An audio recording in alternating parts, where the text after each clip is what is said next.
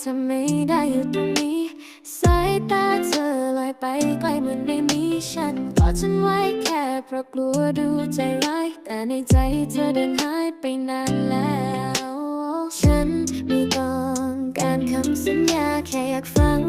ความจริงตรงจากเธอไม่ได้รักอีกต่อไปก็อย่าทำมันยังมีหวังขอแค่จริงใจถ้าเธอจะไปก็พูดมาอย่าปล่อยให้ฉันรอทั้งน้ำตาจะมีฉันแค่ในเวลาที่เหงาแต่ฉันต้องการมากกว่านั้นถ้าไม่มีใจก็ปล่อยฉันหลุดพ้นขอมีความสุขของฉันไม่ใช่เศษใจของเธอ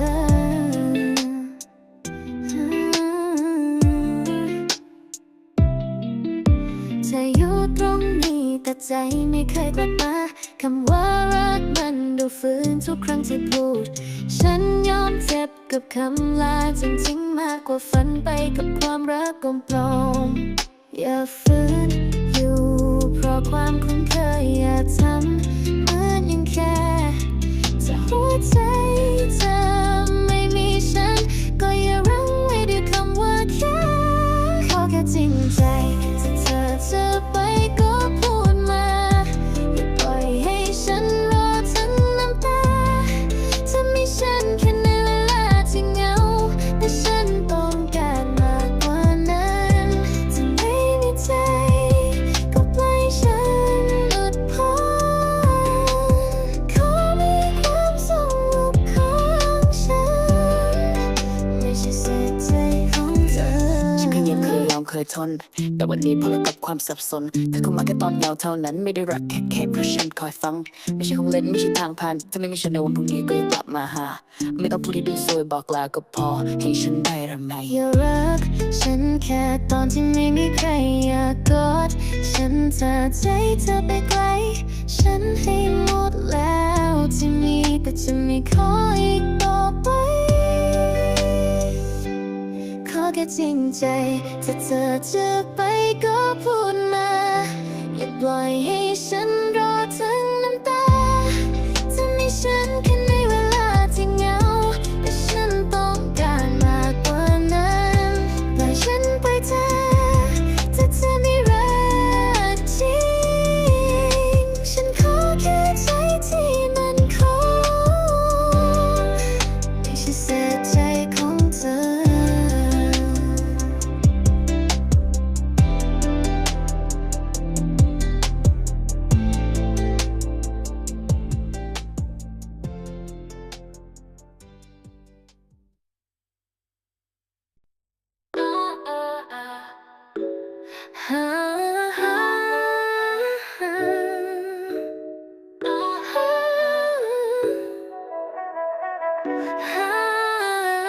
เคยยอมเงียบเพราะกลัวจะดูแรงเคยทำดีแค่ไม่ให้ใครว่าแย่ฝืนยิ้มไว้ทั้งที่ใจมันพังหยุดแล้ววันนี้ฉันไม่แคร์อีกแล้วไม่ขอโทษที่เป็นตัวเองเจ็บก็พูดไปจะเก็บไว้ทำไมทำในแบบที่ใจเธออยากจะยิ้มจะเต้นจะร้องจะบ้าบ้างก็ช่วยสื่อที่ชอบเดินทางที่ฝันไม่แค่ใครจะหันจะมองอย่างไร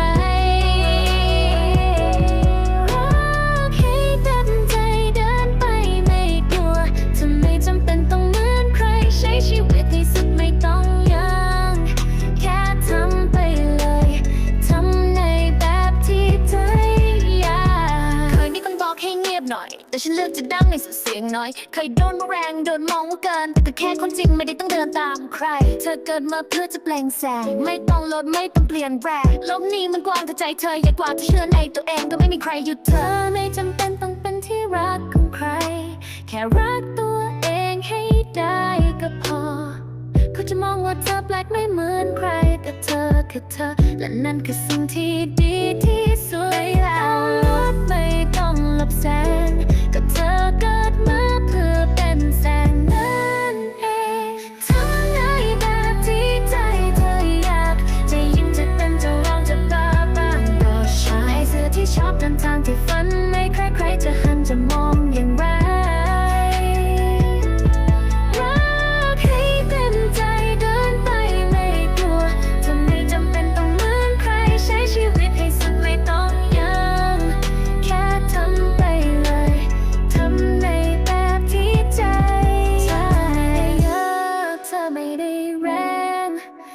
ค่จริงไม่ต้องเปลี่ยนแปลงไม่มีใครนิยามความสุขของเธอเธอคือคนเดียวที่รู้ว่าควรเดินทางไหน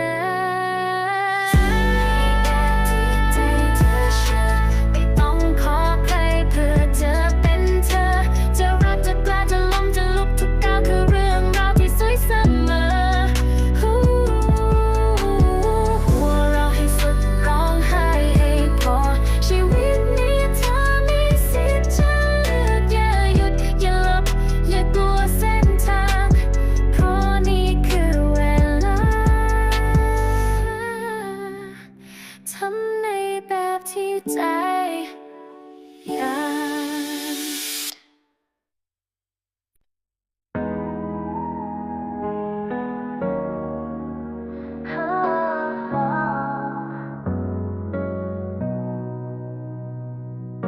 ฉันให้เธอหมดใจไม่มีอะไรเก็บไว้แต่ทำไมเธอมองไม่เห็นเหมือนฉันไรตัวตนไงคืนที่เหงาเราคุยกันเหมือนไม่จริงใจ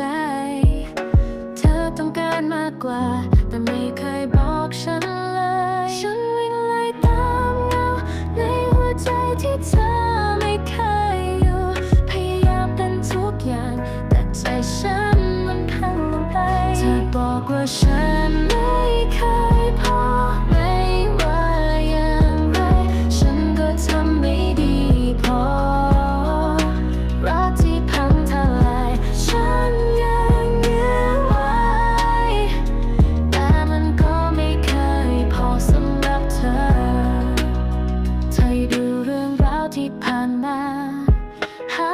ความจริงที่ซ่อนอยู่ทำไมรู้สึกเหมือนฉันแพ้ทั้งที่รักเธอมากมายฉันเปิดใจให้เธอแต่เธอกลับเพิกเฉยรักนี้คือเกมหรือแค่รู้ลวงตาฉันวิ่งไล่ตามเงาในหัวใจที่เธอไม่เคยอยู่พยายามเป็นทุกอย่างแต่ใจฉันมันพังลงไปเธอบอกว่าฉันไม่เคยพอไม่ว่าอย่างไรฉันก็ทำไม่ดีพอรักที่พังทลายฉันยังยื้อไว้แต่มันก็ไม่เคยพอสำหรับเธอ ฉันให้เวลาทั้งหมดพลังใจที่มีแต่เธอไม่เคยพอยังเพิ่มความต้องการทุกทีบอกฉันหน่อยสิว่าเธอต้องการอะไรเพราะรักนี้เหมือนสอบฉันเครียดและสาบพับใจเหนื่อยกับความเงียบเหนื่อยกับระยะทางเธอต้องการรักที่สมบูรณ์แต่ลืมให้โอกาสฉันยืนรอด้วยหัวใจที่เปิดกว้างแต่ไม่ว่าอย่างไรฉันก็ไม่เคยพอสำหรับเธอบางทีฉันควรเดินจากไปเลิกพยายามให้เธออยู่แต่ใจฉันยังยึดมั่นในความจริงว่าฉันไม่เคยพอสำหรับเธอเธอบอกว่าฉันไม่เคยพอไม่ว่าอย่างไรฉันก็ทำไม่ดีพอรักที่พังทลายฉันยังยื้อไว้แต่มันก็ไม่เคยพอสำหรับเธอเคยพอไม่เคยพอสำหรับเธอไม่ว่าอย่างไรฉันก็รักเธอ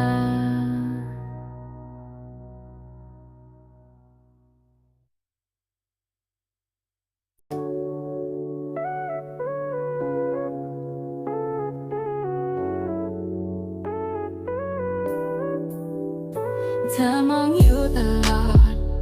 มีความเห็นเต็มหัวใจพูดเหมือนรู้จักฉันแต่ไม่เคยสนใจเดาเรื่องราวฉันนั้นว่าฉันกลัวไม่สนใจแต่เมื่อไฟส่องมาเธอจะเห็นว่าฉันพร้อมเต็มที่เงียบสงบแต่ลึกจะคิดว่าฉันแบบนั้นเหรอรอให้รู้สักทีว่าฉันพร้อมตั้งแต่เกิดมาเธอคิดว่าฉันไม่กล้าคงคิดว่าฉันจะไม่หลบเลือนฉันจะส่องสว่างกว่านี้ทำให้เธอประหลาดใจเสียงกระซิบเธอจางไปความจริง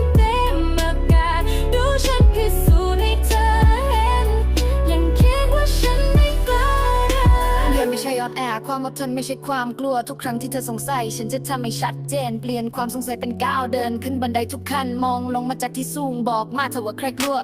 ก็พูดหนักพยายามขังฉันไว้คิดว่าฉันนอนแอร์บอกว่าฉันไม่มีทางชนะแต่ความเงียบดังมากนี่และบรรยากาศฉันขยันขนาดนี้ในวันที่เขาหลับตาไม่ลังเลเป้าหมายคือขึ้นสูงเปลี่ยนความเกลียดเป็นเชื้อเพลิงอาวุธที่สมบูรณ์แบบเธอพูดแต่นิยายฉันเขียนนิยามใหม่ตอนนี้เธอมองจากข้างล่างอยากได้นุ่นยากคิดให้ดีก่อนพูดว่าฉันไม่กล้าก้าวไปยังมั่นใจระวังตัวฉันไม่ไปไหนจากคนถูกประเมินต่ำถึงนี่เป็นที่ยอมรับต่อกลับด้านเรียนรู้บทเรียนสูดลมหายใจให้เต็มปอดเธอคิดว่าฉันไม่กล้าคงคิดว่าฉันจะไม่ลุกขึ้นฉันจะส่องสว่างกว่านี้ทำให้เธอประหลาดใจเสียงกระซิบเธอจากไปความจริงเต็มอาการดูฉันพิสูจน์ให้เธอเห็นยังคิดว่าฉันไม่กล้าเธอสงสัยฉันเร็วเกินไปโอกาสเธอหลุดมือตอนนี้ฉันนำเกมเธอยังติดที่เดิมก้าวมั่นใจเท่านั้นส่องไฟสปอตไลท์มาเธอเงียบไปลองคิดดูว่าฉันกล้าได้ยังไงเธอคิดว่าฉันไม่กล้าคงคิดว่าฉันจะไม่ลุกขึ้นตอนนี้ฉันส่องสว่างกว่าเห็นในตาเธอแล้วทุกความสงสัยพ่ายแพ้ใช่จนไม่เชื่อมองตาฉันสิยังคิดว่าฉันไม่กล้า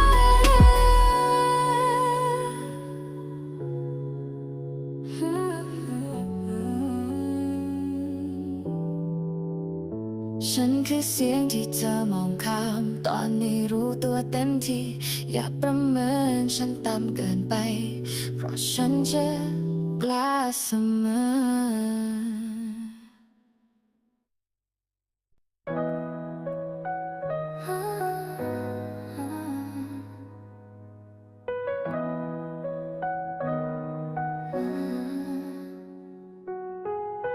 ฉันเห็นเธอกำลังตามหาสิ่งที่ฉันให้ไม่ได้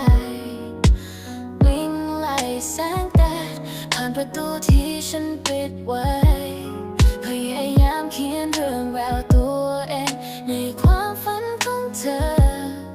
แต่ยิ่งฉันพยายามก็ยิ่งเห็นชัดว่าฉันไม่ใช่เธอฉันไม่ใช่คนที่เธอฝันถึงในคืนเหงาไม่ใช่เปลวไฟที่เธอตามหาให้กอดเธอเอาไว้ฉันไม่ใช่คนที่เธอตามหาไม่ว่าแค่ไหนฉันจะพยายามไม่ใช่เหตุผลไม่ใช่ท้องฟ้าที่เธอจะมองฉันไม่ใช่คนที่เช็ดน้ำตาเธอได้บางทีคนอื่นเขาน่าจะทำได้ดีกว่าฉันเธออยากได้หัวใจที่มันคงไม่ใช่คลื่นที่ไม่หยุดนิ่งรักที่รักลึกไม่ใช่แค่คำพูดที่พูดกันไปฉันให้ใจเต็มที่แต่มันก็ยังไม่พอเพราะบางครั้งความรักมันไม่ใช่แค่เรื่องทนใจไม่ใช่คนที่เธอพูดถึงในความฝันไม่ใช่เสียงเพลงที่อยู่ในใจเธอเสมอไปฉันไม่ใช่คนที่เธอตามหาไม่ว่าแค่ไหนฉันจะพยายามไม่ใช่เหตุผลไม่ใช่ท้องฟ้าที่เธอจะมองฉันไม่ใช่คนที่เช็ดน้ำตาเธอได้บางทีคนอื่นเขาน่าจะทำได้ดีกว่าฉันใช่ฟังนะบางครั้งรักมันก็ไม่ตรงทางมันเข็มทิศแตกไม่รู้ทิศทางฉันเคยคิดจะเป็นสมอที่ยึดเธอไว้ใกล้ๆแต่ในกระจกเธอกลับเห็นฉันเป็นความกลัวฉันอดหลับอดนอนพยายามอ่านทุกสัญญาณแต่จังหวะหัวใจบางทีก็พลาดการนัดหมายฉันไม่ใช่บทนำในเรื่องราวของเธอและนั้นนับความสงบที่ฉันได้เจอว่าฉันไม่ใช่คนที่ใช่ไม่มีการตัดสินความจริงไม่มีเงามือที่ต้องปกปิดตั้งสะพานก็สร้างไว้เพื่อจากหายไปในอดีตฉันจะถอยออกมาขอให้เธอโชคดีในทางของเธอเพราะลึกในใจฉันรู้ดีว่าฉันไม่ใช่วันที่สดใสของเธอ ฉันหวังว่าเธอจะเจอความสบายใจ ที่ฉันไม่เคยให้ได้ รักที่ทำให้ใจของเธอร้องเพลงได้อย่างแท้จริงไม่มีความเจ็บปวดมีแค่ความจริงใจและความสมบูรณ์ฉันเลิกพยายามเติมเต็มที่ว่างในใจใคร ฉันไม่ใช่คนที่เธอตามหาไม่ว่าแค่ไหนฉันจะพยายามไม่ใช่เหตุผลไม่ใช่ท้องฟ้าที่เธอจะมองฉันไม่ใช่คนที่เช็ดน้ำตาเธอได้บางทีคนอื่นเขาน่าจะทำได้ดีกว่าฉันไม่ใช่คนที่เธอรอแต่นั้นก็ไม่เป็นไรบางครั้งความรักมันก็ไม่ได้ถูกสร้างมาให้เป็นกัน